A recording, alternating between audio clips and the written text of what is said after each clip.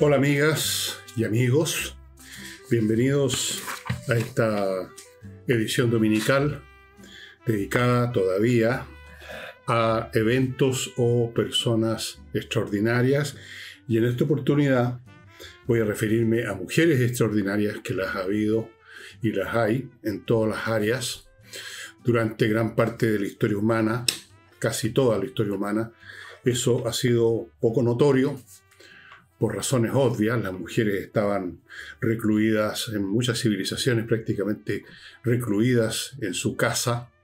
Por ejemplo, en la Grecia clásica, pese a toda la brillantez de esa cultura, las mujeres prácticamente vivían dentro de la casa. No tenían papeles políticos ni nada, no tenían mucha educación. Y en distintas sociedades, civilizaciones y a lo largo del siglo ha sido así.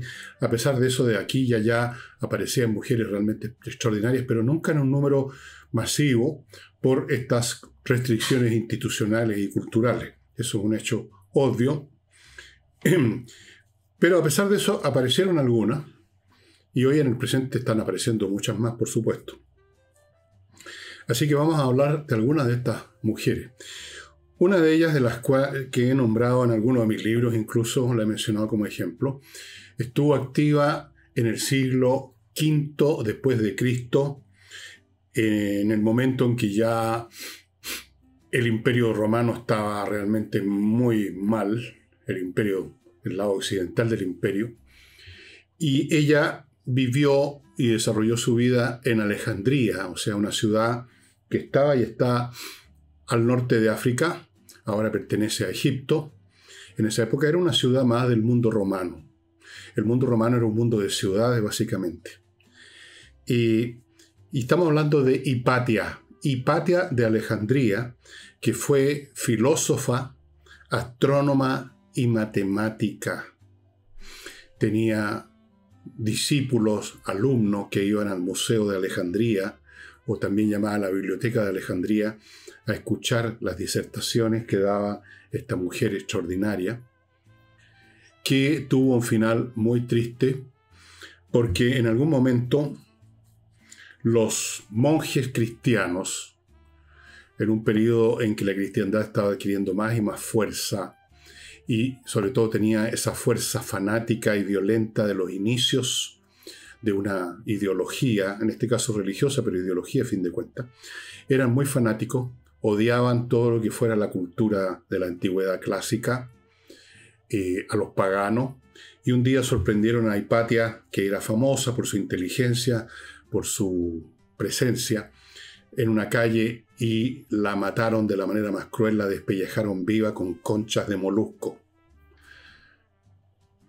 Los monjes, que eran unas turbas de imbéciles fanáticos, manejados siempre por algún dirigente un poco más elevado, que tenía sus propios fines políticos, sus propios odios. Estos grupos siempre están repletos de odio, es el motor que los mueve. Y Hipatia era la encarnación de todo lo que detestaban. ¿Qué es lo que detestan más las masas movilizadas, como dirían ahora, con alguna ideología? La inteligencia, el sentido común, la objetividad. Ellos viven en un mundo de emociones, de principios totalmente ya distorsionados por las masas. Un movimiento es un conjunto de ideas que han sido simplificadas. Antes de eso no se pueden constituir en un motor de un movimiento. Bueno, el hecho que la asesinaron de esa manera. Hipatia de Alejandría. Vamos ahora a otras que destacaron por su liderato político, por su sentido común, por su cordura en un mundo tumultuoso. Una de ellas, que ha sido objeto de muchas películas y series de televisión, es Isabel I, que sucedió a Enrique VIII, estamos hablando de finales del siglo XVI, periodo dificultoso para Inglaterra. Existía el poder del Imperio Español, muy poderoso, era la potencia militar y política más grande del mundo en ese momento, por lo menos en el mundo occidental. Habían tratado de invadir a Inglaterra con una flota la gran flota que fue, no lo logró. Y había un permanente estado de conflicto con España. En Inglaterra, además, había un tema religioso con Enrique VIII, el antecesor de Isabel. Se había establecido el anglicanismo, una versión, llamémoslo una versión a la inglesa del catolicismo, una versión básicamente en que ya el Papa no manduqueaba, sino que era el rey, Enrique VIII. Habían razones religiosas por las cuales el rey de España, que era muy religioso, quería, Felipe II, me parece, en ese momento quería invadir, destruir el poderío inglés que amenazaba además su comercio. Se mezclaban muchas cosas. Y esta mujer, Isabel I, logró sortear esos obstáculos, evitando los compromisos militares imposibles, usó mucho un método que es bastante eficaz cuando uno no puede dar una solución inmediata y definitiva a algo, y es contemporizar, o sea, patear el tarro, dejar que pase un poco el tiempo, tramitar a los que están exigiendo algo que no se les puede conceder, pero no tampoco se les puede decir no, que es de frentón, porque podría producir un conflicto en que no tenemos posibilidades de vencer. Entonces contemporizamos. Hacemos lo que hacía Fabio Máximo Contator con Aníbal. Contemporizamos, postergamos las cosas.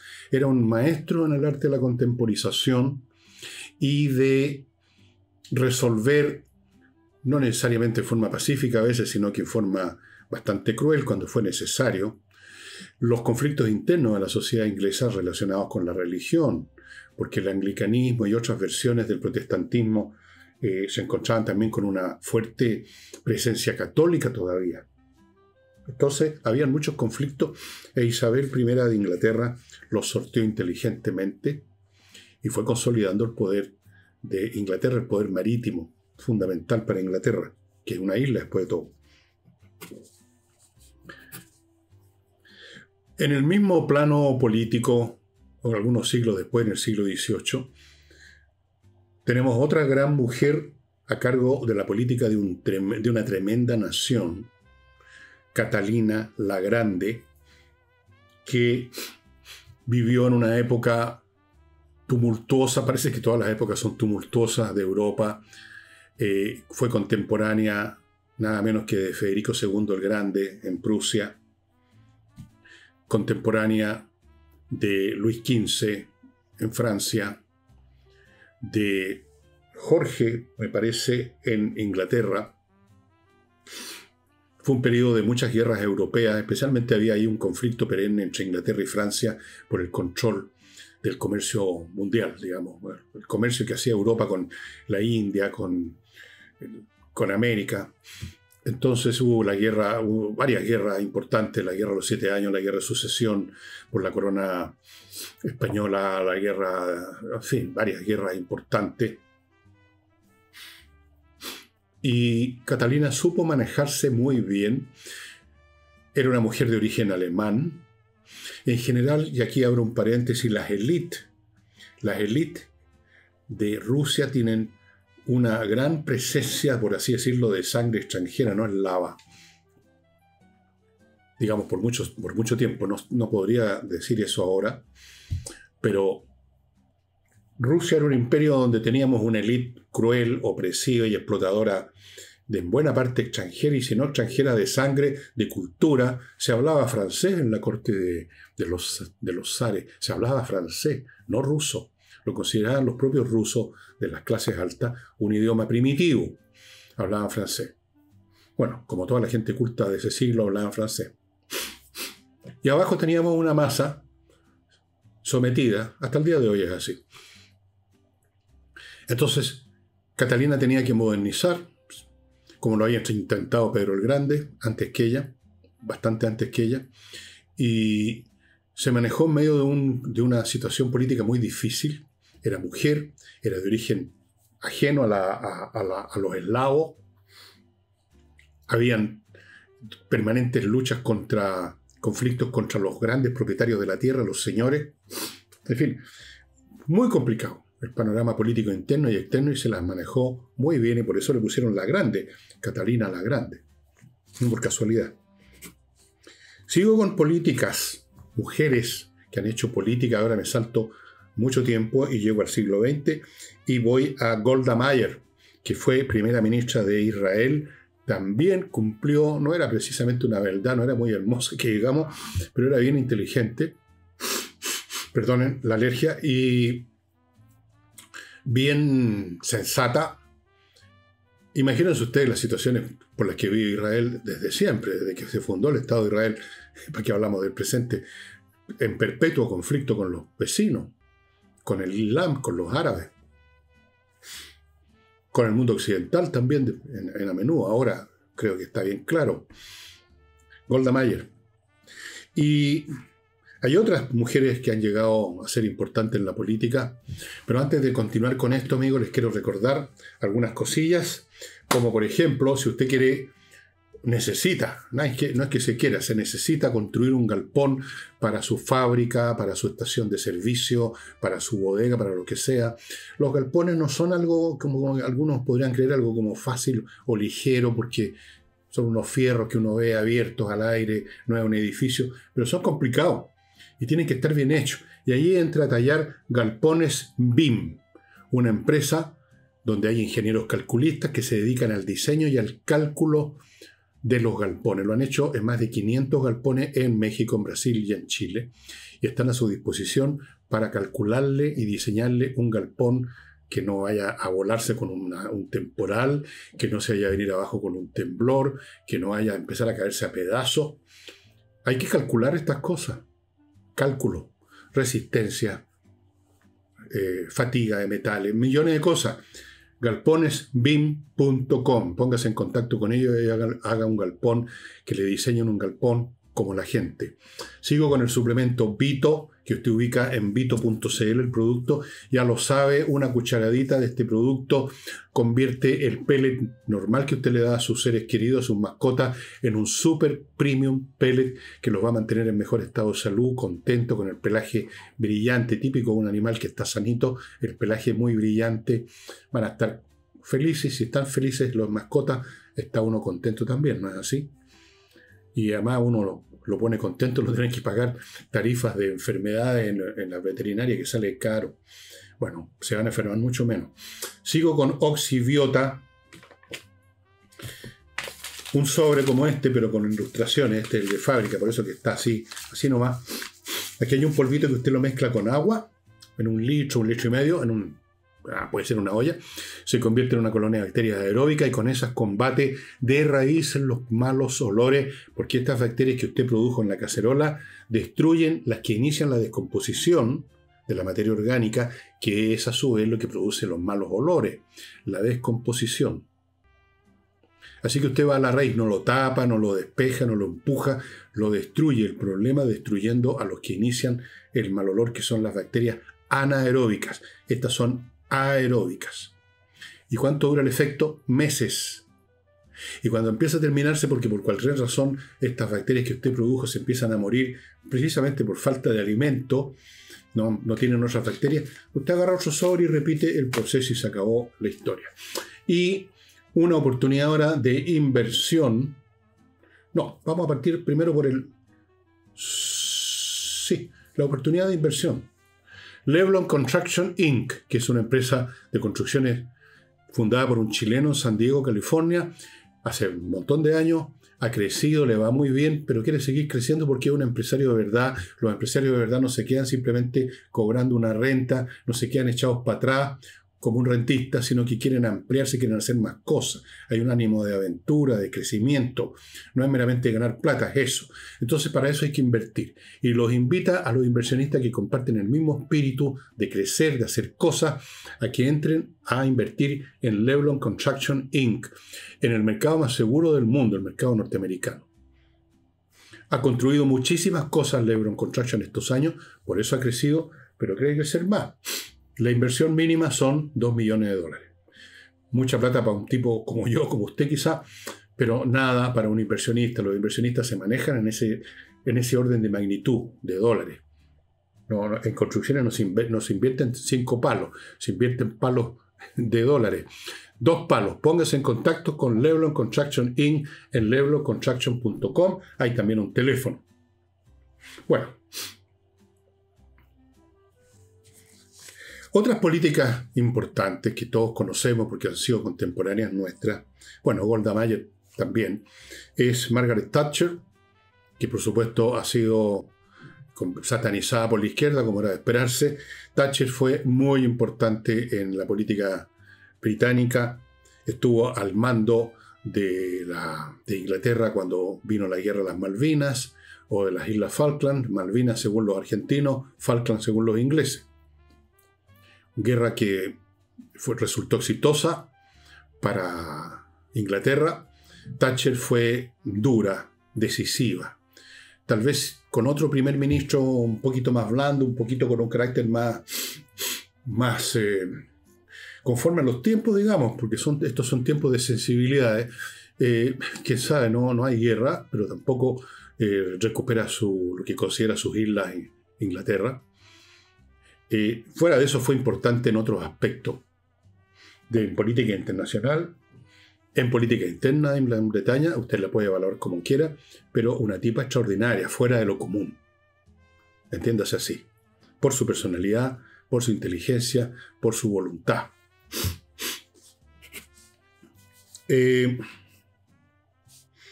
el campo de las artes, ¿para qué les digo la cantidad de mujeres extraordinarias que ha habido en la literatura? O sea, tendría que estar horas aquí enumerando todas las escritoras importantes que existen o que han existido. En Inglaterra, Jane Austen, por ejemplo, la autora de Pride and... ¿Cómo se llama? No me acuerdo. Orgullo y qué sé yo, me acuerdo. Bueno, esa. Prejuicio y Orgullo, esa. Pero hubo otras. Francesas. Bueno, yo no soy bueno para recordar nombres, quizás se habrán dado cuenta ya. Una autora fantástica de la cual tengo montones de libros de ella, aunque no me acuerde su nombre. Especialmente una supuesta autobiografía del emperador Adriano. Un libro fantástico. Tiene ensayos, tiene otras novelas. Una gran escritora, espero acordarme el nombre antes de terminar el programa. Virginia Woolf. Esta me acordé. Además que lo tengo anotado aquí. Escritora clave en el modernismo literario. Hay filósofas y ensayistas importantes. Una muy importante es Hannah Arendt. Hannah Arendt, una filósofa de la política, una filósofa que se concentró mucho en el tema de la raíz psicológica y política de los regímenes autoritarios, especialmente se concentró en el análisis del nazismo. En pintura, bueno, aquí tenemos una mujer de nuestro continente, de América, Frida Kahlo, ustedes lo ubicarán, una mujer muy interesante, no era precisamente otra belleza, pero una pintora interesante, esposa de un pintor mexicano también importante, un artista mexicano. Y tenemos hasta exploradoras, mujeres extraordinarias. Ustedes conocerán la historia, de la cual hay 1 millón de documentales en YouTube, etc. Amelia Earhart, aviadora. Hizo muchas cosas en sus aviones, viajes especiales, y terminó perdiéndose ella y el acompañante, que era el navegante, el que va viendo la dirección, etc. Nunca se ha sabido hasta el día de hoy dónde el avión ya no tuvo dónde aterrizar, se perdió en el Pacífico. Parece que aterrizó en alguna parte y sobrevivieron al aterrizaje, pero luego murieron de hambre, de sed o lo que sea. Nunca se les ubicó. Todavía hay gente que dice que encontraron los restos de Amelia Earhart, que ahí está el resto del avión. Todavía no está claro, definitivo, dónde fue que perdió la vida Amelia y el navegante que la acompañaba. Una mujer muy extraordinaria. Ustedes pueden en YouTube encontrar no solo fotos, sino que videos de ella. Porque todo esto ocurrió en los años 30. Ella se perdió el 39, 38, por ahí, en esos años, 37. No me acuerdo bien en este momento, pero finales de la década de los 30. Estuvo muy activa, era muy famosa, era como un rockstar de la aviación. Era una mujer además bien no voy a decir una gran beldad, pero una mujer bien atractiva, interesante. Esta Amelia Earhart. Otra exploradora, a la cual tengo un libro que se los quería mostrar, pero no lo encontré en medio de mi desorden, es Gertrude Bell. Esta mujer fue exploradora y arqueóloga muy activa en el Medio Oriente. Muy importante la Gertrude Bell. Y hablando de exploradora, la primera mujer que estuvo en el espacio, bueno, fue una mujer, Valentina Tereshkova. Valentina. La Valentina Tereshkova fue la primera, era rusa, la pusieron en órbita. El primero que estuvo en órbita, como ustedes recordarán, es el ruso Yuri Gagarin. Si es que se acuerdan, los viejos de mi edad. Los jóvenes no tienen idea, dan por sentado todo este tema de la exploración espacial y todo. Para ellos, cosas que cuando nacieron ya existían. Bueno, para los viejos no.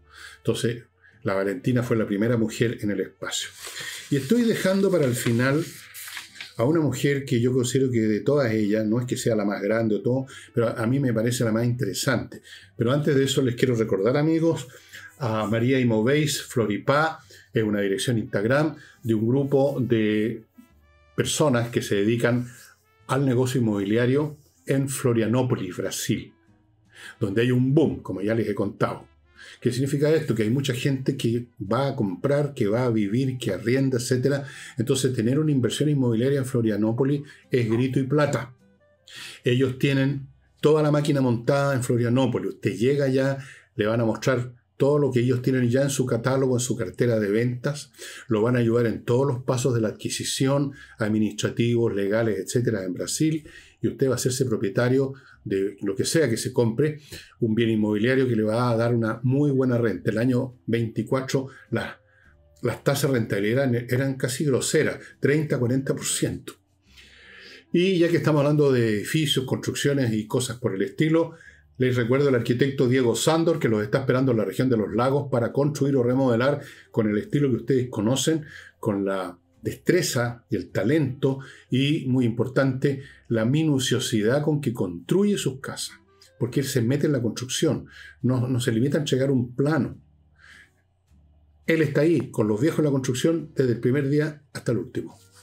Continúo con rosabergamota.cl, una empresa chiquitita, chilena, muy amorosa, que produce puros cosméticos y objetos de tocador con materias, con sustancias naturales, con elementos naturales. Nada con cosas químicas que le pueden producir problemas a la piel. Produce champús, yo estoy usando los champús de ella, muy rico.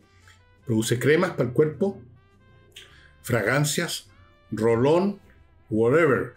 Usted entra al sitio de ella, porque es una señora la que maneja esta cuestión, rosabergamota.cl, compra uno de estos artículos o compra varios, hay cajas con distintos surtidos y hay un descuento para los que digan, llegué aquí porque me enteré en el canal del Chascón, como me dicen. No sé por qué será. Y finalmente, amigos, les recuerdo mki.cl. ¿Qué es lo que es mki.cl? Es una empresa de marketing que hace que usted venda lo que quiere vender. No se limitan a poner un anuncio monono en la internet o en un diario o en la radio. Van más allá, toman todos los pasos de marketing necesarios para que su producto industrial sea demandado, sea comprado y usted haga el negocio. Eso requiere otras virtudes, otras técnicas, otras pericias que meramente diseñar un anuncio bonito o atractivo. Eso no es suficiente. MKI Industrial. ¿Quiere usted vender? Póngase en contacto con mki.cl. Bueno, lo que dejé al final es un caso de que probablemente ustedes no conocen, o muchos de ustedes no conocen. Es el caso de Ada Lovelace. Ada Lovelace, nacida en 1815 y muerta muy joven por un cáncer uterino en 1852. Su nombre de pila, era Augusta Ada King, pero se casó con un caballero que era conde, así que se convirtió en la condesa de Lovelace.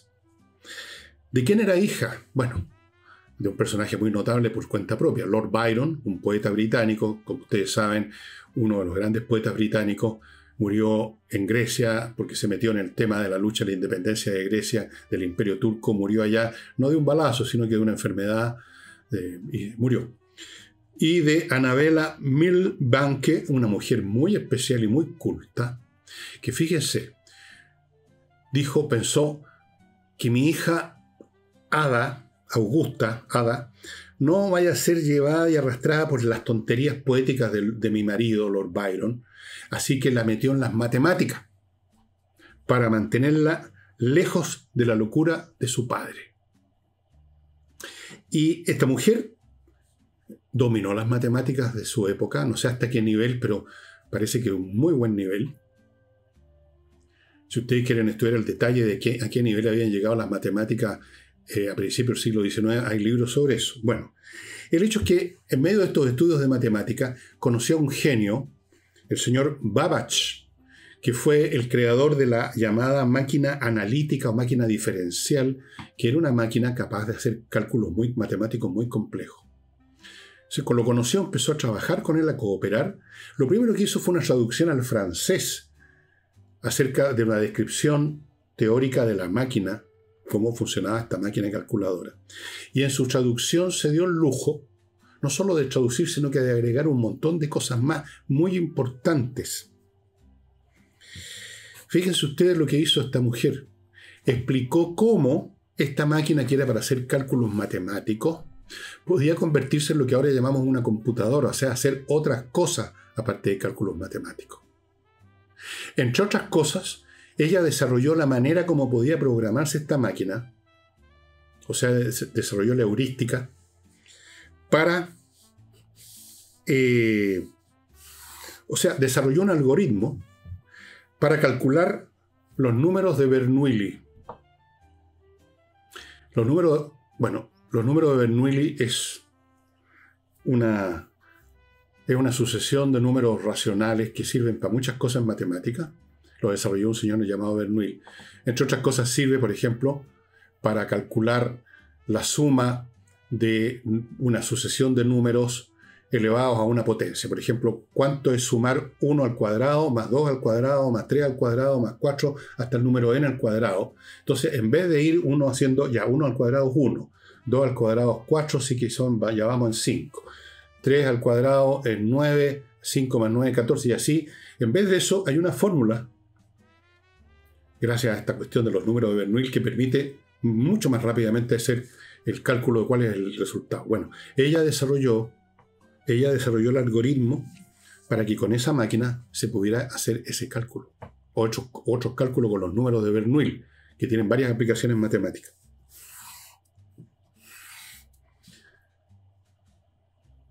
Un genio. Fíjense ustedes que en homenaje a ella, el programa que se desarrolló en el Ministerio de Defensa, en la Secretaría de Defensa de Estados Unidos hace un montón de años, se llamó ADA. Lo hicieron en homenaje a Ada Lovelace. Hay algunos que han venido después a tratar de bajarle su importancia a la Ada Lovelace, diciendo que se ha exagerado un poquito. Puede que se haya exagerado un poquito, no. Siempre se exagera con personas que han hecho algo. Se exagera para aumentar lo que han hecho y otros, que son los más, tratan de disminuir. Siempre hay un intento de rebajar a los demás, ¿no es verdad? Pero cualquiera que sea el caso, cuando se intenta rebajar algo es porque está alto ya. Uno no trata de rebajar a alguien que está abajo, más de la cuenta. Ella hizo un aporte interesante. Se podría decir que ella desarrolló el concepto de la computación propiamente tal. Una computación en el sentido que vaya más allá de hacer cálculos aritméticos, matemáticos. O sea, el concepto de el procesamiento de datos universales de cualquier naturaleza, como ocurre con las computadoras ahora. Cuando usted está usando un procesador de texto, ahí no hay cálculos matemáticos, pero el computador está haciendo una serie de procesamientos, su programa de escritura, de texto, pongamos el Word, para convertir sus movimientos en las teclas del teclado en palabras, o sea, en letras. Y mil cosas más. O cuando yo juego ajedrez con mi computadora, hay un programa. O sea, se puede programar, porque ese programa entra a la memoria RAM del computador y ahí es procesado por el procesador y calcula jugadas de ajedrez. Bueno, todo eso estaba en la mente. No sé hasta qué punto pensaba en el ajedrez o pensaba en procesadores de texto, pero la idea el concepto de que podía usarse para otras cosas más allá de cálculos matemáticos estaba en la mente de Ada Lovelace. Así que una mujer de gran talento. Y ya que hablo de ajedrez, ¿para qué les digo las mujeres que han llegado a grado de gran maestro, como la Judith Polgar, por ejemplo? Una mujer muy simpática, además. Son varias hermanas, todas grandes jugadoras. La Judith es la más grande de todas ellas. Está la Susan Polgar, la Judith Polgar, y no me acuerdo cómo se llama la tercera. Se les enseñó ajedrez su papá. Y la gran maestra Judith Polgar varias veces le ha sacado la cresta a Magnus Carlsen, el campeón. Así que son muy potentes. Hay mujeres que hicieron cálculos matemáticos complejos cuando se estaba desarrollando los grandes computadores durante la Segunda Guerra Mundial en Estados Unidos. No les dieron mucha bola, pero fueron súper importantes. Ellas se han topado, las mujeres, con estas barreras institucionales y culturales durante siglos, milenios, pero ya está, esas barreras se han desplomado en gran parte, y van a ver ustedes que con cada vez más frecuencia van a encontrar émulos de la Ada Lovelace. Muy interesante la vida de ella, cómo colaboró con Babbage. Y esto es un tremendo aporte. Para la humanidad significa que el 50% del género humano, que estaba básicamente acorralado, arrinconado, ahora llega en fuerza con todo su talento y se suma al otro 50% que somos los hombres. O sea, es un tremendo y gigantesco aporte que sin duda está haciéndose presente en muchas partes. Vean ustedes, cuando vean videos de las salas de control en la NASA, vean la cantidad de mujeres que están ahí frente a los computadores. Muy importante. De hecho, muchos de los cálculos matemáticos para el vuelo del Apolo 11 fueron hechos por una matemática. Y yo tengo el gusto de ser amigo de una matemática chilena, a la cual le mando mi saludo. Marisa, un gran saludo para usted. Si está viendo este programa, lo está escuchando. Y eso sería todo, estimados amigos. Muchas gracias por su atención. Y mañana, lunes, continuaremos con los programas normales de análisis o examen o comentario, como ustedes quieran llamarlo, de la política nacional e internacional. Muchas gracias y hasta el lunes.